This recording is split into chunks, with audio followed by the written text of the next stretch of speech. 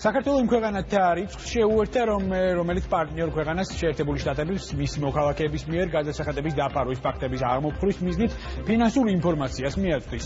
აღნიშნულთან დაკავშირებით დღეს ბრელი ფინანსთა მინისტრმა ნოდარ ხადურმა და შეერთებული შტატების ელჩმა საქართველოში რიჩარდ ნორლანდმა მოაწერეს.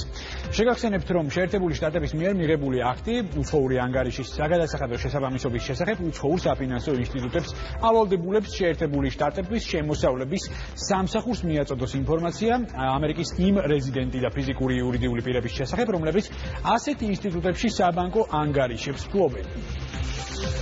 საქართველოს შეუერთდა იმ 80 ქვეყანას, რომლებსაც უკვე დადებული აქვს ასეთი ტიპის ხელშეკრულება შეერთებულ შტატებთან. მე მინდა გითხრათ, რომ ქართული ბანკები მოწადინებულები იყვნენ და ელოდებოდნენ, როდის მოეწერებოდა ხელი ამ ხელშეკრულებას, რაც მათ საშუალებას მისცემს სრულად იმოქმედონ ამერიკულ ბაზარზე ამერიკული ბანკების მეშვეობით. ასე რომ ამ მიმართულებით ჩვენ გადავდგეთ საკმაოდ სერიოზული ნაბიჯი, რაც მომავალი თანამშრომლობის კარგი საფუძველი გახდება.